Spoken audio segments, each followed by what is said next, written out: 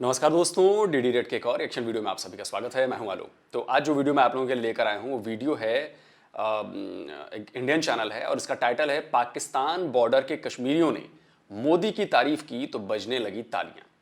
अब ये वीडियो बहुत सारे मेरे जो दर्शक हैं उन्होंने मुझे रेकमेंड किया कि सर ये वीडियो दिखाइए, ये पाकिस्तानियों को जब दिखेगा तो मतलब उनके तो होश उड़ जाएंगे।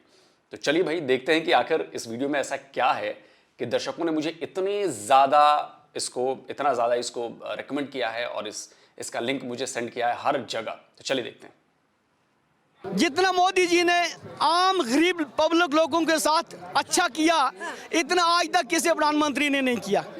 बिल्कुल नहीं किया। देखिए, मोदी सरकार जब से आई है, विपक्ष पार्टी जितनी है सब कहते हैं कि हिंदू मुस्लिम बहुत हो रहा है। शेख साहब, आप भी एक मुस्लिम समाज से आते हैं, क्या महसूस किया है आपने कभी कि हिंदू मुस्लिम वाकई में हो रहा है? नहीं हो रहा है। नहीं हो रहा है ना। ये घर घर की लड़ाई जो है, इसको ये जो है ये सियासत में बदली करते हैं। ये तो सदियों से चलता आया कि भाई भाई के साथ लड़ाई करता है, बाप बेटी की लड़ाई होती है, पड़ोसी पड़ोसी की लड़ाई होती है, तो उसको बीजेपी को क्या लेना देना है उससे? अगर मेरा भाई मेरे साथ लड़ाई कर रहा है तो क्या बीजेपी करवाएगी? वो तो हम खुद कर रहे हैं। जब हम शराब पीकर बेहोश होंगे लड़ाई तो करेंगे भाई। जब होश होगा तो मैं बोलूंगा ये तो मेरा भाई है, मैं लड़ाई क्यों करूं इससे? तो मोदी सरकार के साथ समर्थन है पूर्ण? कुल हमें है। क्यों? मोदी जी ने हर एक शख्स को, गरीब को और जो 60 साल से ऊपर है 100 रुपया पेंशन थी हिंदुस्तान के अंदर और आज 1000 रुपया है, 5000 तक भी गरीब को है और गैस गरीबों को फ्री मिली जी। और हमारे कश्मीर के अंदर जलजला हुआ था 2005 में जी। किसी उस वक्त कांग्रेस की सरकार थी, सिर्फ 100 किलो चावल मिले थे। अच्छा। और 1 लाख रुपया एक मकान के लिए दिया था, जो कि 1 लाख रुपए में एक बाथरूम ही नहीं तैयार होता है। अच्छा शेख साहब, देखिए आप कश्मीर से हैं। आज नरेंद्र मोदी जी ने 3 साल से फ्री राशन दिया। पब्लिक फ्री राशन खा रही है 3 साल से। उससे ऊपर और क्या होना चाहिए पब्लिक को? देखिए, आप कश्मीर से हैं, ऐसी जगह से हैं जहां पहले सुना जाता था कि पत्थरबाजी होती है, बहुत आतंकवादी। पत्थर खत्म हो गए। अभी कश्मीर में कोई पत्थर मारने वाला नहीं होगा। अब वो कारण क्या है? कारण है सब जेल के अंदर चले गए। जब से मोदी जी आए मिलिटेंसी भी खत्म हो गई, पत्थर भी खत्म हो गए, उसके बाद एनसी की सरकार भी खत्म हो गई, पीडीपी की सरकार भी खत्म हो गई। जो मतलब अपने घर पालते थे वो उनके काम खत्म हो गए और अपने घर में बैठ के लड़ाई खत्म हो गई। अच्छा, एक लड़ाई शेख साहब और थी 370 की, बड़ा इस पर विवाद हुआ, फाइनली अंतिम में 370 हट गया। क्या लगता है आपको, जिस तरीके से राहुल गांधी ने भारत जोड़ो यात्रा कश्मीर में की, 370 अगर नहीं हटता तो क्या भारत जोड़ो यात्रा कश्मीर में हो पाती? नहीं होती। तो कहीं ना कहीं कांग्रेस की भारत जोड़ो यात्रा 370 हटने की वजह से हुई। बिल्कुल, ये क्लियर है। जी मोहतरमा, क्या नाम है? मेरा नाम मीर शफीक है। हम डिस्ट्रिक्ट कुपवारा के रहने वाले, मेरे साथ आए एलओसी बॉर्डर से। अच्छा। और मैं राहुल जी की बात करना चाहती हूँ। आप राहुल जी से ये पूछें कि 70 साल में आपने तिरंगा क्यों नहीं घंटाघर पे चढ़ाया? इससे पहले भी चढ़ा सकते थे ना। पीएम तो उन्हीं का था ना, कांग्रेस का। कांग्रेस की हुकूमत थी ना 70 साल में, तो एक झंडे को छुपा के क्यों रखते थे जेब में? मेरी गाड़ी में झंडा लगा हुआ था तिरंगा, आगे गाड़ी का फ्लैग लगा हुआ था। मुझे एक लड़का आया लंबे लंबे बाल रख के, बोला कि आप ये झंडा उतारो। मैंने बोला क्यों? बोला ये हिंदुस्तान का झंडा है। ऐसी हालात थी कश्मीर की। मैंने उसको बोला मैंने लगाया, तुझे क्या प्रॉब्लम है? बोला नहीं मैडम, अगर आपको इलेक्शन जीतना है आपको एक तो झंडा उतारो और दूसरा हमें 500 रुपया पत्थर मारने के लिए दे दो। मैंने बोला 500 रुपया हमारे पास नहीं है, 1 रुपया भी नहीं है, और तुझे मैं जेल काट के आया था 11 महीने।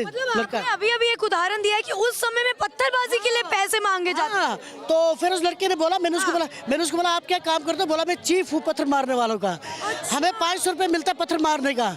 और मैं मोदी जी से कहना चाहती हूँ, मोदी जी आपको ऊपर वाले ने बना के भेजा है, खुद को कर बुलंद इतना कि हर तकदीर से पहले खुदा बंदे से खुद पूछे बता तेरी रजा क्या है। आपको अल्लाह ने बना के भेजा है और आप एक मसीहा बने हैं पूरे हिंदू मुसलमान सिख ईसाई के सबके। जो लोग ये बोलते हैं कि मोदी जी हिंदू मुस्लिम करता है, वो मोदी जी नहीं करता, वो कांग्रेस वाले करवाते हैं। वो कांग्रेस अपोजिशन वाले करवाते हैं ना। जैसे कि कोई हिंदू भी कांग्रेस के वर्कर हैं, मुसलमान भी हैं, वो आपस में उनको लड़ाते हैं। ये लड़ाने देने का काम है, ये कांग्रेस का है। ये केजरीवाल का है, ये अपोजिशन पार्टियों का, एक मोदी जी का नहीं। मोदी जी ऐसे नहीं कर सकता है। मोदी जी एक बहुत अच्छा लीडर है, बोल चाल वाला लीडर है। मनमोहन सिंह 2 बातें इंग्लिश में करके चुप हो जाते थे कार्टून की तरह। मोदी जी ने हिंदुस्तान को नंबर 1 पे लाया। कौन जानता था हिंदुस्तान को? मैं आप मीडिया वाले से पूछती हूँ, डिजिटल इंडिया जिसको बोलते हैं, आज हमारा गरीब से गरीब जो लड़का है, चाहे वो लड़की है, रास्ते चलते चलते पैसे ट्रांसफर कर देते हैं। इतनी टेक्नोलॉजी, इतना समझ हाईलाइट हिंदुस्तान को कर दिया पूरे इंटरनेशनल लेवल पे। ये कांग्रेस ने किया, ये भारत जोड़ो ने किया। भारत जोड़ो जब निकला था यहाँ से, उनके अपने वर्कर थे कि कोई आवाम थी, कोई पब्लिक थी। किसी मोदी जी ने बोला थाली बजाओ, लोग थाली बजा रहे थे। मोदी जी ने बोला लड्डू फेंके, लोग लड्डू फेंक रहे थे। तो राहुल जी को कोई निकला लड्डू फेंकने के लिए, राहुल को निकला कोई फूल डालने के लिए। मैं राहुल जी से पूछना चाहती हूँ, दाढ़ी बनाने से, नकल करने से मोदी जी की नकल नहीं कर सकते ये। हाँ, ये नकल करते हैं मोदी जी की। दाढ़ी बढ़ाई थी, मतलब आपको लग रहा है कि नकल कर रहे थे? नकल की ना, नकल की कि हम मोदी जी दिखेंगे और लोग को मोदी जी के साथ किसी की तुलना नहीं हो सकती है। हमारे कश्मीरी लीडर हैं, फारूक अब्दुल्ला है, सजाद लोन है, अल्ताफ बुखारी है, महबूबा मुफ्ती है, जिसने मिलिटेंसी को बढ़ावा दिया है। वो कोई भी लीडर, और केजरीवाल जैसे लीडर ये तो है ही नहीं, तो गंदी नाली का कीड़ा है। मैं इसको गंदी नाली का कीड़ा समझती हूँ, जो अपनी कुर्सी के लिए एक यूथ को बर्बादी के रास्ते में ले रहा है, जो शराब। देखिए, मुझे थोड़ी सी इस तरह की भाषा से एतराज है। ऐसी भाषा इस्तेमाल नहीं की जानी चाहिए। देखिए, आप आलोचना कीजिए, आप सामने वाले की शिकायत कीजिए, आप सामने वाले पर तीखे वार कीजिए, लेकिन इस तरह से नहीं कहना कि गंदी नाली का कीड़ा है। नहीं, ये गलत बात है। और मैं अपने दर्शकों से भी कहता हूं कि हमें जहां भी बहस करनी है, जहां भी बात करनी है, फैक्चुअली बात करनी है, अपना पॉइंट रखना है। अपनी भाषा खराब करने से, गाली गलौज करने से कोई फायदा नहीं है। अपना ज्यादा नुकसान है, अपना ही नुकसान है। हम अपनी भाषा दूसरे के लिए क्यों खराब करें, है कि नहीं? भाषा तो हमारी है, बोली तो हमारी है, हम क्यों खराब करें अपनी जबान सामने वाले के लिए, सामने वाला जैसा भी हो। हाँ, लेकिन जब हमें काउंटर करना है, जब हमें उस पर आरोप लगाने हैं, तो बिल्कुल सभ्य तरीके से, तगड़े तरीके से, फैक्ट के साथ ये काम करना है। शराब के ठेके दे रहा है, शराब का ठेका चाहिए। अभी ये केजरीवाल कश्मीर के अंदर भी आ रहा है, कश्मीर के अंदर भी झूठ फैला रहा है कि बिजली फ्री दूंगा, पानी फ्री, हमें कुछ भी फ्री चाहिए, हम पैसे से खरीदेंगे। पर हमारे बच्चों की जिंदगी बच रही है, हमारे भाइयों की जिंदगी बच रही है। वो किसने बचाई? पहले ऊपर वाले ने, उसके बाद मोदी जी ने। अच्छा मैम, बड़ा कारण क्या है? क्योंकि देखिए, विपक्ष वाले लगातार ये बोलते कि भेदभाव होता है, मोदी सरकार में हिंदुत्व की बात होती है सिर्फ। क्या वाकई में सिर्फ हिंदुत्व की बात होती है? कहीं भी आपको महसूस हुआ, कश्मीर से बाहर आप निकली, कहीं भी महसूस हुआ कि आपके साथ भेदभाव हो रहा है किसी भी तरीके से? जब हम पहले निकलते थे, हमारे लीडर हमें डराते थे कि हिंदुस्तान का झंडा नहीं लगाना, खुद लगाते थे, आम पब्लिक को नहीं लगाने देते थे। डर था, हुर्रियत का डर था, मिलिटेंसी का डर था। मुझे मिलिटेंट मारने के लिए आए, अभी भी मुझे सिक्योरिटी नहीं मिली है, मुझे मिलिटेंट मारने के लिए आए। मेरे भाई को मारा दिया, 18 साल का मेरा भाई था, 18 साल की एज थी। यहाँ से दिल्ली से गया, मेरा मामा इलेक्शन लड़ रहा था, एनसी का एमएलए 18 साल रहा है, तो उसकी वजह से मेरा भाई मारा गया, मेरा देवर मारा गया, और मुझे मारने आए। मैं भाग गई वहाँ से, और मिलिटेंसी हमने देखी आंखों से, पर हमने फिर भी मिलिटेंसी को माना नहीं, फिर भी हमने हिम्मत नहीं हारी। कांग्रेस के समय में जान को बड़ा खतरा रहता था, चाहे कांग्रेस के समय में, पीडीपी के समय में, एनसी के समय में, ये वहाँ के हुकूमतों के साथ मिलके, अब कांग्रेस पीडीपी को पता है कि हम खत्म है, हम जीरो हैं। हमारे फारूक अब्दुल्ला को पता है कि अब लोग यूथ समझदार है, पढ़ा लिखा यूथ है, अब इनको कोई बात मानने वाले नहीं है। तो उन्होंने क्या किया? सपोर्ट किया राहुल की कि आप आ जाओ भारत जोड़ो यात्रा को लेके। अब उनको और कोई सहारा रहा नहीं, मोदी जी मानते नहीं ऐसे लोगों को, और मोदी जी को मानना भी नहीं चाहिए। मैं मोदी जी से फिर दोहरा के, मोदी जी आप अपने बलबूते पे कश्मीर में इलेक्शन लड़ो, अपने वर्करों को आप पावर दे दो, अपने जो वर्कर है आपके पार्टी के उनको पावर दे दो, अपने बलबूते पे कश्मीर में इलेक्शन लड़ो, आप कश्मीर से सीटें लेके आओगे। ये मैं कहती हूँ, लोग चाहते हैं बीजेपी को, और जो हमारे वो लीडर जहाँ वहाँ बैठे हैं, उनको किसी को भी ऐसा जो भी भड़काश भाषा देगा, जो भी लोगों को सब खिलाफ बोलेगा कि बीजेपी ये करते हैं, उसको अंदर डाल दो जेल में, उसका काम जेल में है। ठीक है, मैं आपके पास अभी वापस आऊंगी। हाँ, अच्छा एक बड़ा सवाल, देखिए प्रधानमंत्री 24 का किसको देख रहे हैं? नरेंद्र मोदी जी को। नरेंद्र मोदी मोदी जी सबसे बेस्ट पीएम, Best PM। हाँ, क्या पूरे हिंदुस्तान के लिए 100 रुपया, मेरे भाई ने क्या बोला अभी, 100 रुपया गरीब के खाते में आता था, आज 1000 आता है। और पीएम बनते बनते गोल्डन कार्ड थमा दिया 5 लाख का। क्या कांग्रेस देगी? क्या केजरीवाल देगा? क्या महबूबा मुफ्ती देगी 5 लाख, जो 1 रुपया किसी को नहीं देते? तो 5 लाख किसी गोल्डन कार्ड पे आज इलाज होता है, फ्री दवाई मिलती है हॉस्पिटल में। ये तो केजरीवाल ड्रामा करता है, केजरीवाल जो है ड्रामा करता है। अच्छा, एक मोदी जी ड्रामा नहीं करते। मोदी जी अच्छा देखिए, मैं एक चीज़ कहना चाह रहा था, जब फ्री की बात हुई है तो मेरे विचार थोड़े से अलग हैं। फ्री इन द सेंस कि जिनको ज़रूरत है ना, जो बहुत ज़्यादा नीडी हैं, जो गरीब हैं, उनको चीज़ें मिलनी चाहिए। अगर कोई कहे कि मुझसे कि मैं फ्री बिजली दूंगा, तो मैं उसको वोट नहीं दूंगा, बिल्कुल नहीं दूंगा। लेकिन हाँ, अगर ये कहे कि अगर छोटे किसान हैं या किसान हैं जो कर रहे हैं, उनको अगर फ्री बिजली दी जाए, मैं उसके लिए सहमत हूं। अगर मुझसे ये कहा जाए कि जी स्कूलों में फ्री बिजली दी जाएगी, स्कूलों में बिजली के पैसे नहीं लगेंगे, मैं इसके लिए सहमत हूं, इस चीज़ के लिए फ्री सहमत हूं। अगर मुझसे कहा जाए कि जी फ्री का पानी मिल रहा है, किसानों को मिले, मैं इससे सहमत हूं। मुझे नहीं करना, मैं सक्षम हूं, मैं कर सकता हूं। किसानों को ज़्यादा ज़रूरत है, गरीबों को ज़्यादा ज़रूरत है। और मैं फिर ये कहता हूं कि मैं इस चीज़ में बिल्कुल यकीन नहीं रखता कि जात पात के आधार पर चीज़ें दी जाए, नहीं। जो जिसकी ज़रूरत है, वो हिंदू हो, मुसलमान हो, किसी भी जाति से ताल्लुक़ रखता हो, सिख हो, ईसाई हो, अगर उसको ज़रूरत है, अगर उस क्राइटेरिया में वो फिट होता है, उसको चीज़ें मिलनी चाहिए। मैं सबसे बड़ा पक्षधर हूं फ्री एजुकेशन का। मैं चाहता हूं कि एजुकेशन फ्री हो जाए, बिल्कुल। इस देश के जिस बच्चे को कुछ भी बनना हो, कुछ भी पढ़ना हो, उसके लिए फ्री एजुकेशन हो। इलाज गरीबों का फ्री में हो, मैं ये चाहता हूं। उनको दवाइयां फ्री में मिले। सरकार की तरफ से कुछ कोशिश की गई है, उसके लिए मैं तैयार हूं। मैं दवाई खरीद सकता हूं, मैं दवाई पे पैसा खर्च कर सकता हूं, तो मुझे नहीं चाहिए फ्री। लेकिन जिनको नीड है, जो वाकई हकदार हैं, उनको फ्री दे दी जाए। और मेरे टैक्स के पैसे हैं ना, मैं फ्री देने को तैयार हूं। लेकिन ये नहीं हो सकता है कि जी कोई नेता आके कहे कि जी पूरी दिल्ली को मैं 300 यूनिट बिजली फ्री दूंगा। नहीं, क्यों दूंगे भाई? क्या वो बिजली फ्री में आ रही है? क्या वो बिजली फ्री में पैदा हो रही है? कहीं ना कहीं से उसकी पेमेंट तो की जा रही है ना। वो पेमेंट कहां से की जा रही है? क्या कोई नेता अपने घर से करता है? क्या कोई नेता अपने सेविंग अकाउंट से पैसे देता है? नहीं देता है। वो हमारे और आपके जैसे टैक्स के पैसे से भरता है। वो इधर का पैसा उठा के उधर करता है। मेरा बस इतना इस पे मंशा है, आप फ्री दो, लेकिन उनको दो जो नीडी हैं। शिक्षा फ्री दो, जो गरीबों को। शिक्षा तो खैर सबके लिए फ्री होनी चाहिए, मैं तो ये मानता हूं। बिजली पानी गरीबों को दीजिए, किसानों को दीजिए, उनको प्रोत्साहित कीजिए। वो खुश रहेंगे तो हमारा पूरा देश खुश रहेगा। ड्रामा नहीं करते। एक बड़ा मुद्दा था 3 तलाक का, जो कि मोदी जी ने हटा दिया। समर्थन में है कि सही हुआ या अच्छा किया, बहुत अच्छा किया। 2-2 3-3 शादी अपनी घरवाली होती थी, जाके बाहर शादियां करते थे। ये मोदी जी ने बहुत अच्छा कदम उठाया है। चाहे वो मोदी जी ने बहुत अच्छा किया है कि 3 तलाक पे जो बैन लगाया, आज लड़कियां खुश है, लड़कियां दुआएं दे रही है मोदी जी को। जिनको मार मार के घर वाले भगा देते थे, दूसरी शादी करते थे, वो मोदी जी के लिए दुआ कर रहे हैं। दुआ में इतनी असर होती है, मोदी जी जब तक जिंदा है तब तक हारेगी नहीं वो। जब तक नहीं, हाँ, तब तक नहीं हारेंगे, जब तक वो जिंदा है इस दुनिया में। अच्छा, विपक्ष में आपको मैम नहीं लगता कोई भी एक चेहरा जो मोदी जी को टक्कर दे पाए प्रधानमंत्री के रूप में है कोई?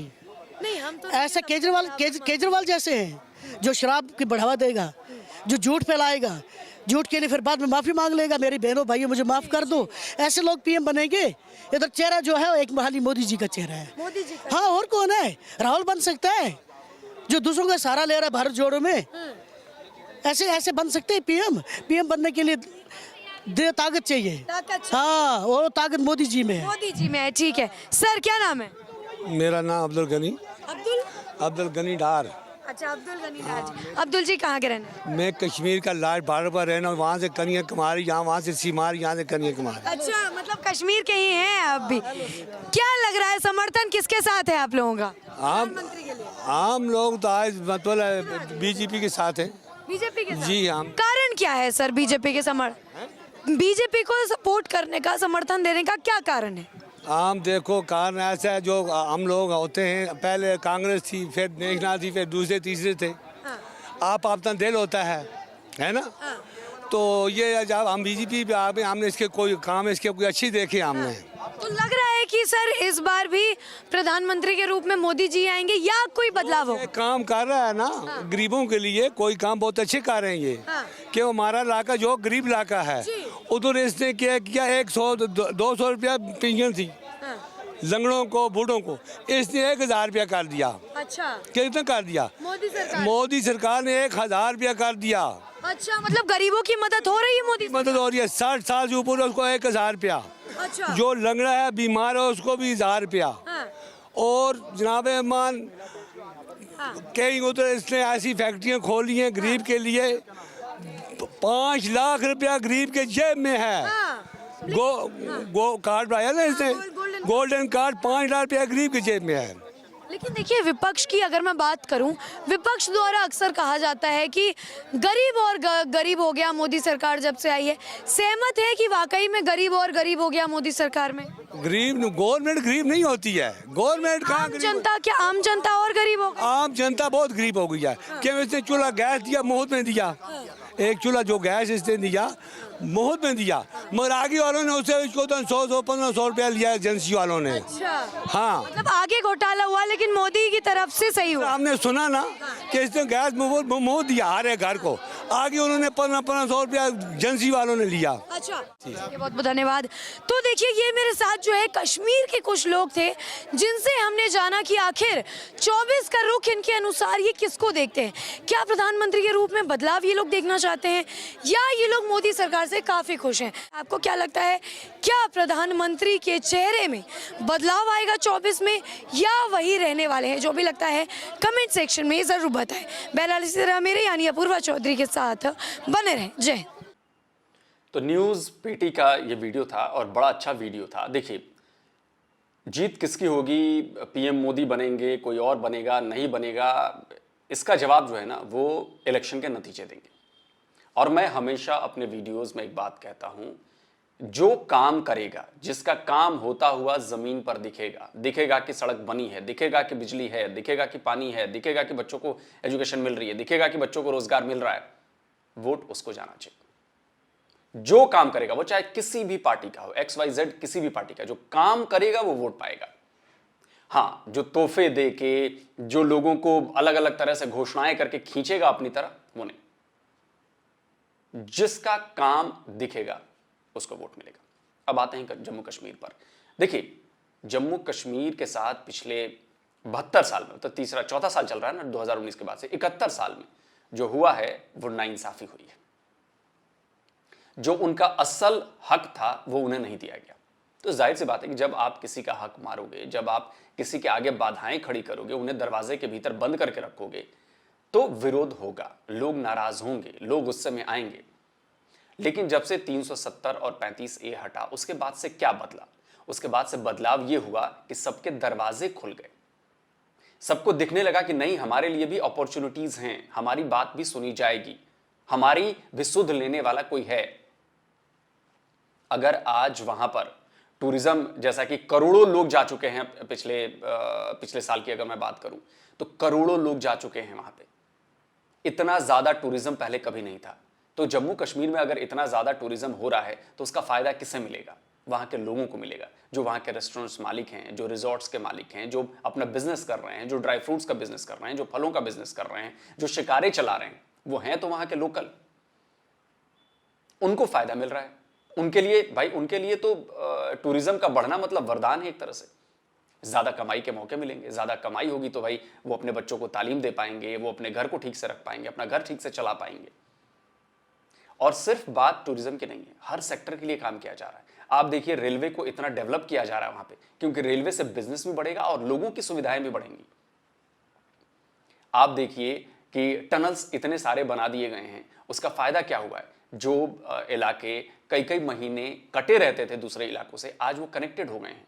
आज 5G वहां पे दौड़ने लगा है, उसका फायदा वहां के कई नवयुवा उठा रहे हैं, अपने नए नए आइडियाज खोल रहे हैं, नए नए बिजनेस खोल रहे हैं वहां पे, जम्मू कश्मीर के कश्मीरी बच्चे। तो अगर काम हो रहा है, जिस पर ये पहले एक ना वो बांध बना दी गई थी कि बांध के इस पार देखने ही नहीं दिया जाता था, और बांध पे बैठा कौन था? वही जो कुछ पॉलिटिकल फैमिलीज हैं, सारी मलाई वो खा रहे थे, और इधर अपने लोगों को सबको कंट्रोल कर रखा था। बात कंट्रोल की नहीं है। जब बच्चे दुनिया देखेंगे कि उन्हें तो यार 5G मिल रहा है, हमें कुछ नहीं मिल रहा था, जब बच्चे देखेंगे कि उन्हें रोजगार मिल रहा है, हमें कुछ नहीं मिल रहा, जब बच्चे देखेंगे कि यार उन्हें तो इतनी जबरदस्त एजुकेशन मिल रही है, हमें कुछ नहीं मिल रहा, तो जाहिर सी बात है नाराजगी बढ़ेगी। कोई कब तक ऐसा बर्दाश्त करेगा? लेकिन अब देखिए, अब जो ड्यू था वो धीरे धीरे पूरा किया जा रहा है। और आने वाले कुछ सालों में आप देखेंगे कि जम्मू कश्मीर की तस्वीर पूरी तरह से बदल चुकी होगी। जम्मू कश्मीर के लोग खुश होंगे। ये कल किसी ने मुझे क्लिप भेजी किसी रिएक्शन वाले चैनल की, पाकिस्तानी रिएक्शन चैनल है, उसमें शायद मैंने वो दिखाया था कि जम्मू कश्मीर में जॉब फेयर लग रहे हैं। तो उसमें एक भाई साहब ने कहा, रिएक्शन चैनल वाले ने, कि ये तो सब मजदूरी करेंगे, इनको जॉब फेयर क्या है, बताया जाए कि किस पोस्ट पर लगेंगे। अरे भैया, बड़े अहमक हो यार, दिमाग से पैदल हो गए हो। आपकी जिस कैपेबिलिटी पे आपको उस जॉब फेयर में जो बच्चे दिख रहे थे, क्या वो मजदूर लेवल के बच्चे दिख रहे थे क्या आपको? वो पढ़े लिखे बच्चे थे और पढ़े लिखों के हिसाब से उनके लिए जॉब वैकेंसीज आई थी। उसमें अशोक लेलैंड जैसी बड़ी कंपनीज थी, उसमें 120 बड़ी कंपनीज इंडिया की थी। और आपको लगता है कि मैं अगर ग्रेजुएट हूं तो मैं जाके मजदूरी करूंगा? नहीं, मैं तो अपने लिए बेहतर विकल्प ढूंढूंगा ना। लेकिन आपको इतनी सी बात समझ में नहीं आती, क्योंकि आपके दिमाग में तो प्रोपेगेंडा भरा है। उसमें एक भाई साहब कह रहे थे कि जी कश्मीर के बड़े बड़े ऑफिसरों के नाम बताओ। एक काम करो, गूगल पे जाके सर्च करो टॉप कश्मीरी एक्टिविस्ट और ऑफिसर्स इन वो, उसमें एक लिस्ट आएगी। इतने नाम है उसमें, IAS, IPS, इतने नाम है उसमें, एक्टर्स, प्लेयर्स, इतने नाम है, स्पोर्ट्समैन, इतने नाम है ना, गिनते गिनते थक जाओगे। IAS IPS बनना समझते हो क्या होता है? नहीं आइडिया तो IPS IAS के बारे में जरा पढ़ लेना। UPSC के एग्जाम जब दिए जाते हैं तो उसमें क्या होता है तब समझ में आएगा आपको। और अब तो कश्मीर ने खिलना शुरू किया है, आगे आगे देखते जाइए। पूरे पाकिस्तान में उतना टैलेंट नहीं है जितना जम्मू कश्मीर के हमारे बच्चों में है, और जितने टैलेंटेड बच्चे हैं जम्मू कश्मीर के, आप देखिएगा क्या वो क्या कमाल कर दिखाएंगे। कमाल कर रहे हैं, और आगे देखिएगा क्या कमाल कर पाएंगे। जल्दी मिलता हूं एक और नए वीडियो के साथ। नमस्कार, जय हिंद।